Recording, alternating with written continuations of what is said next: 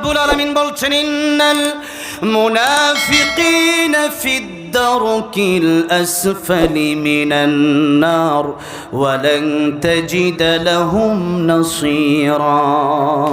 কিয়ামতের ময়দানে এই মুনাফিকগুলা যারা সুবিধাবাদ জিন্দাবাদ, যখন ইসলামের পক্ষে থাকলে দেখে সুবিধা তখন মাহফিল আইসাও দোয়া চায়, আবার যখন দেখে বুটের দরকার তখন মন্দিরে গিয়ে উলু উলু করে আসে না নাই।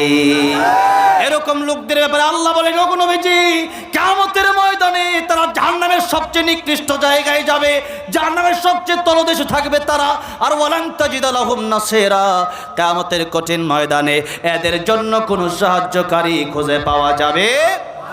এই মুনাফিক অনেক বন্ড হুজুর ছিল মুনাফিক, ওপর দিয়া তারা জুব্বা পড়েছে, ওপর দিয়া তারা পাগড়ি পড়ছে।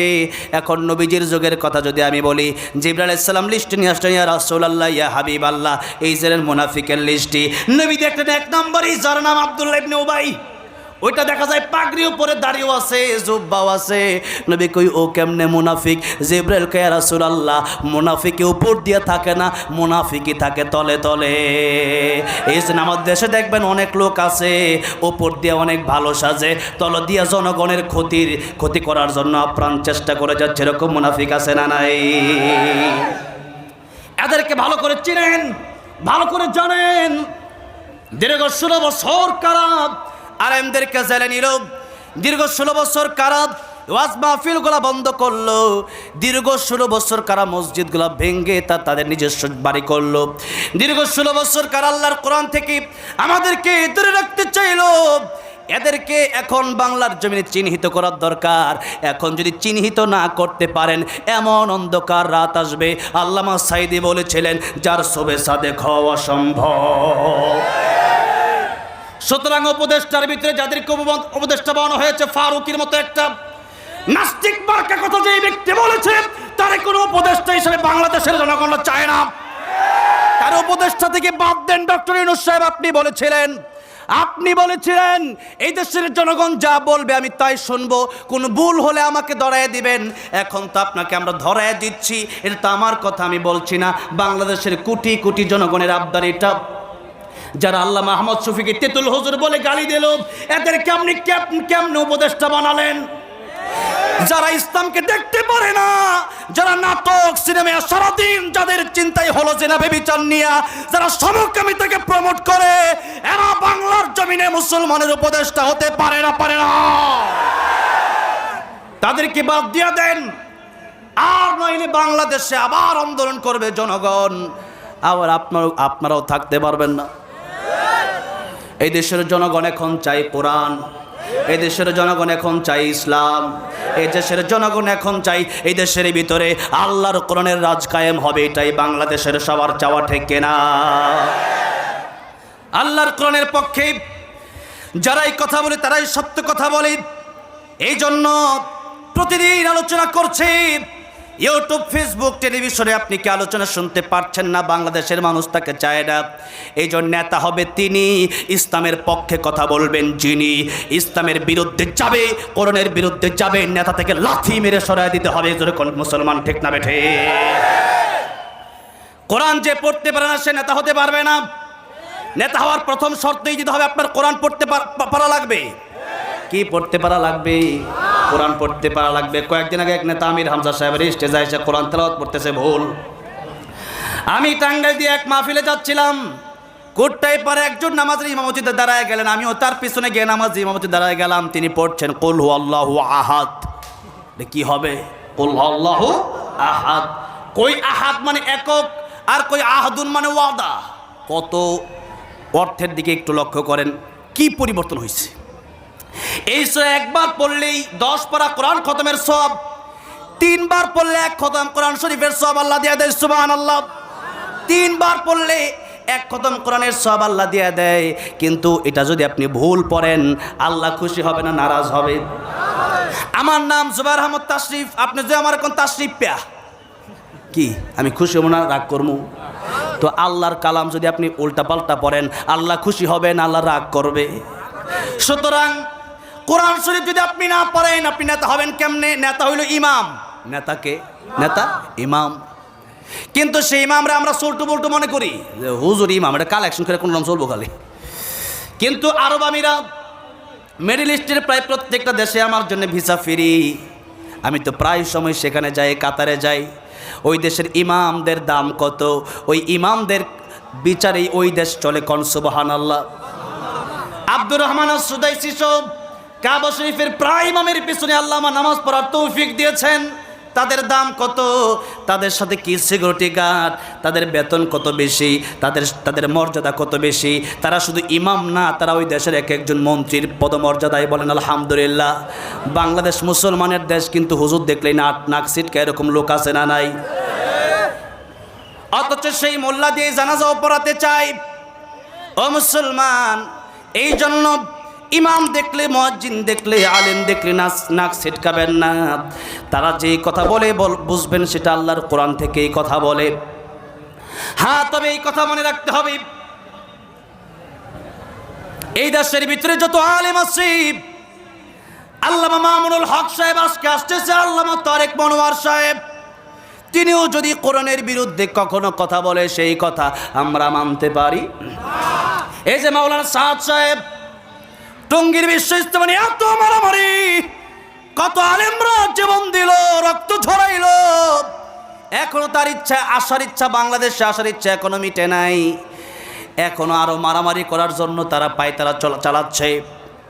অথচ সেই মাওলানা সাদ সাহেব 20 থেকে 30টি এমন কথা বলেছে, এর মধ্যে এটাও বলেছে ইমামতি করে যে টাকা নেই, এটা নাকি বেশ্যা নারী যেই টাকা নেয় এর চেয়ে নিকৃষ্ট। জোরে কর নাউজুবিল্লাহ।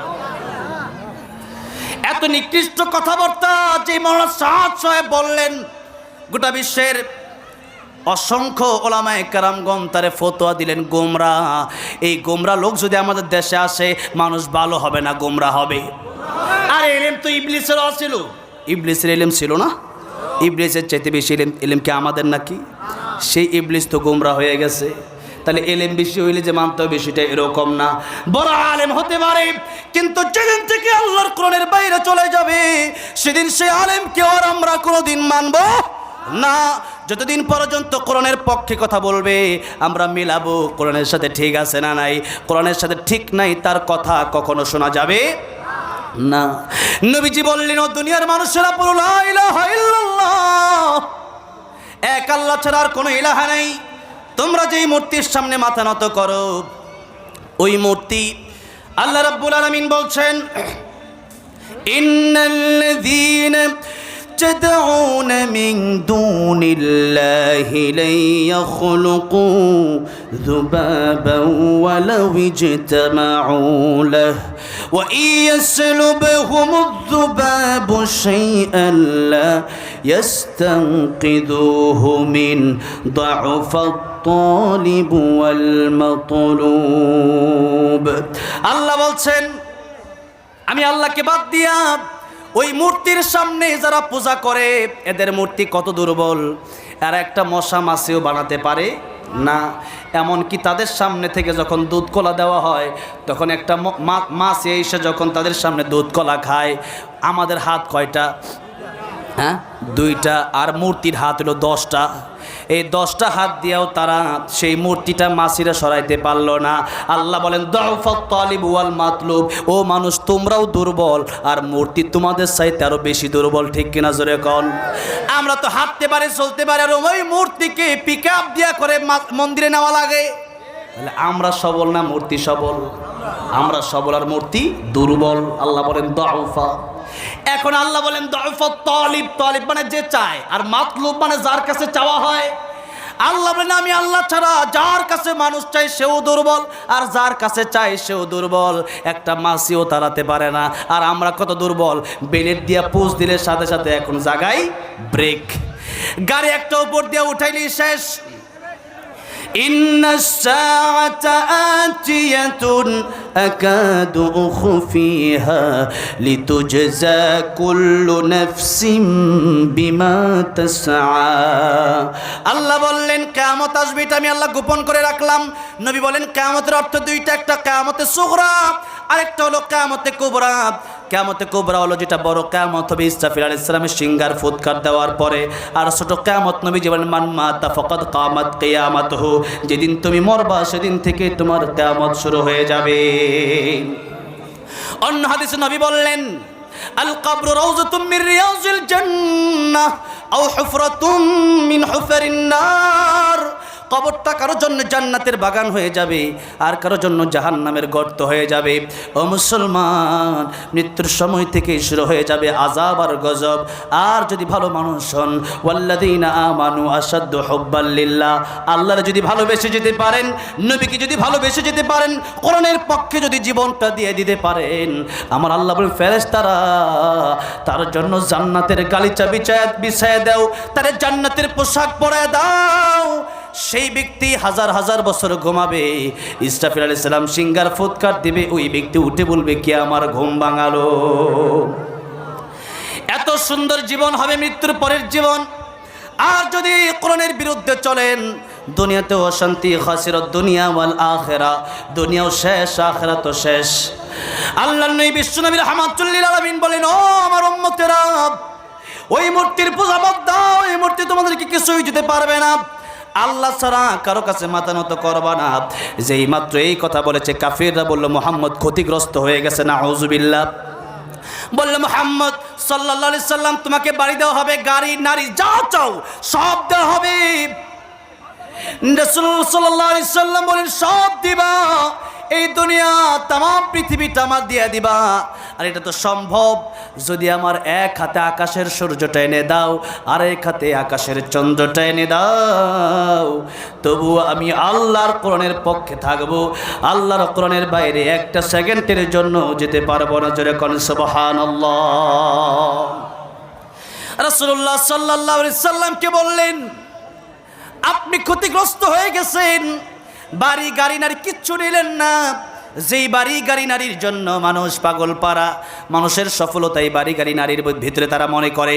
কিন্তু আল্লাহ বললেন ফামান যুহজিহা আনিন নারি ওয়া উদখিলাল জান্নাতা ফাকাদ ফাজ ওয়া মাল হায়াতুদ দুনিয়া ইল্লা মাতাউল গুরুর। যারা জাহান্নাম থেকে বেঁচে জান্নাতে যেতে পারলো, এরাই হলো প্রকৃত সফল কাম। বলি সুবহানাল্লাহ। এখন প্রকৃত সফল কাম জান্নাতে যাবেন কিভাবে? এর যে গুণগুলো আল্লাহ বললেন 1 মিনিট 2 মিনিটের ভিতরে এসে তর্জমা করে শেষ করে দিচ্ছি। আজকে সময় নেই, অন্যদিন এসে বলবো ইনশাআল্লাহ। আল্লাহ বলেন ওয়াল আসর, এই যে ওয়াও, এই ওয়াওটা হচ্ছে ওয়াও কাসমিয়া। আসর মানে সময়। আল্লাহ বললেন সময়ের কসম, তার মানে সময়ের বড় দাম। এই সময় একদিন চলে যাবে, মানুষ আফসোস করবে। এই সময় নয়, আরও সময় আছে। এই সময় নিয়ে যাবে সেই সময়ের কাছে, সেটা হচ্ছে কিয়ামতের দিন। সেটা কোন দিন? সেটা কিয়ামতের দিন। গুনাহ আপনি কেমনে করেন, গুনাহ করার সময় চিন্তা করবেন। এই যে সময় চলে যাচ্ছে, তার মানে আল্লাযী খালাকাল মাউতা ওয়াল হায়াতা লিয়াবলুয়াকুম আইয়ুকুম আহসানু আমালা। দুনিয়াতে আসছে পরীক্ষা দেওয়ার জন্য। পরীক্ষার সময় বড় বেশি না, বড়ই অল্প। নবী বললেন সমুদ্র থেকে একটা আঙ্গুল চোবানোর পরে, আঙ্গুলটা ওঠানোর পরে সব পানি পড়ে গেল, একটা মাত্র ফোঁটা পানি আঙ্গুলের সাথে লেগে রইল। ওই একটা ফোঁটা পানি যত কম, দুনিয়ার হায়াত তত কম। আর গোটা সমুদ্রের পানি যত বেশি, কিয়ামতের ময়দান থেকে হায়াত শুরু হবে। জান্নাতের হায়াতের কোনো শেষ হবে না। সুতরাং ওই দুনিয়ার চিন্তা করো, দুনিয়া মাজরাআতুল আখিরাত, দুনিয়া তোমাদের কর্মক্ষেত। এই সময়কে মূল্য দাও। আল্লাহ বললেন ইন্নাল ইনসানা লাফি খুসর, সব মানুষ পৃথিবীর ক্ষতিগ্রস্ত। 4 জন মানুষ বাদ দিয়ে, 4 শ্রেণীর মানুষ বাদ দিয়ে, যার ভিতরে 4 গুণ থাকবে, সেই সফল কাম কয় গুণ?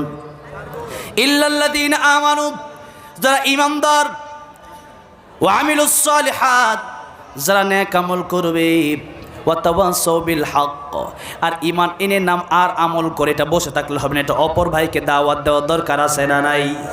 দিতে হবে। 4 নম্বরে এই দাওয়াত দিতে গেলে পরে হামলা মামলা জেল জুলুম আসবে, তা সহ্য করে নিতে হবে। ওয়া তাওয়াসাউ বিস সবর, ধৈর্য ধারণ করতে হবে। এই ধৈর্য পর্যন্ত যা ধারণ করতে পারবে, আল্লাহ বলেন ওয়াবাশশিরিস সাবিরিন, তাদেরকে আমার জান্নাতের সুসংবাদ আমি আল্লাহ দিয়ে দিলাম।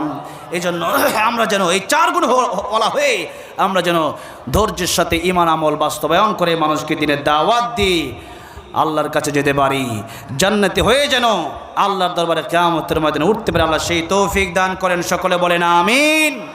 ওয়া আখিরু দাওয়ানা আনিল হামদুলিল্লাহি রাব্বিল আলামিন। একটু আলহামদুলিল্লাহ, ইসলাম শক্তিকে আহ্বান ছিল। হ্যাঁ অবশ্যই। কোন হ্যাঁ হ্যাঁ নবীর প্রেমে আমরা তো সবাই নবীর আশেক, ঠিক কিনা?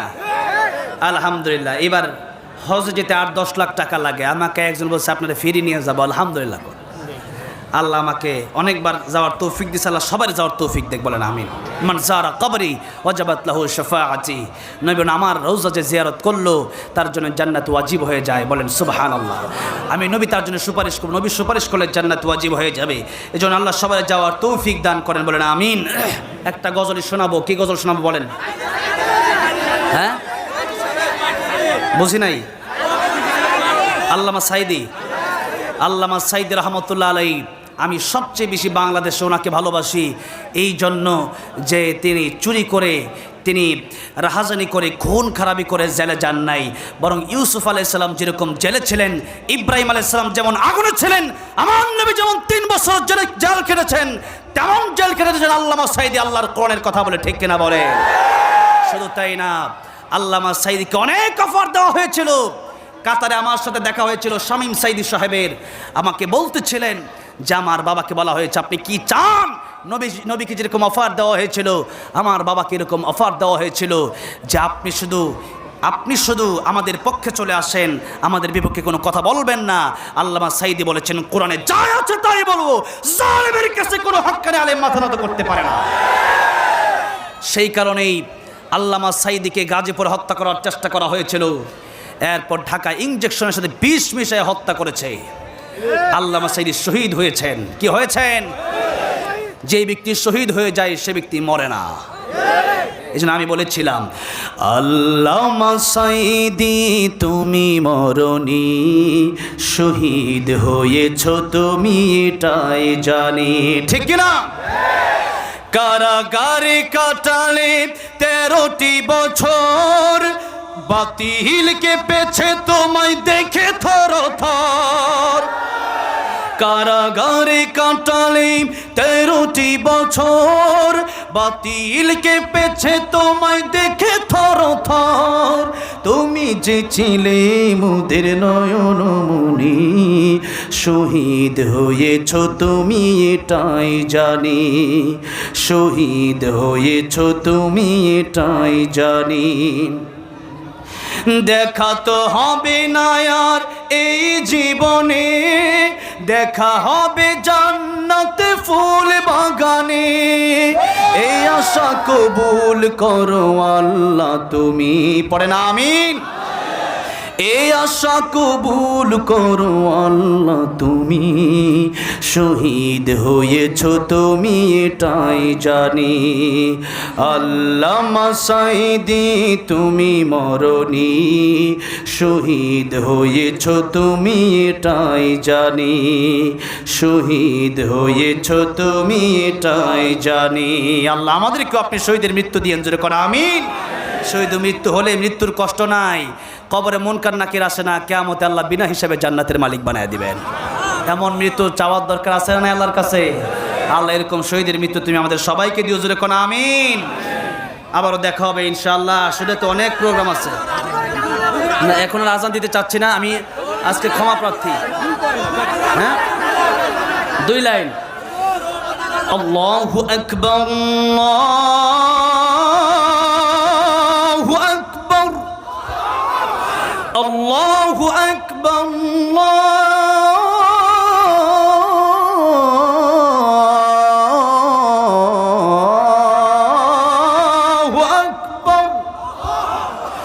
أشهد أن لا إله إلا الله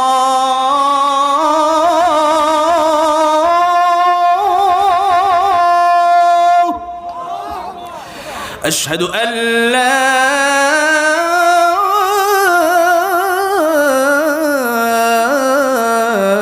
إله إلا الله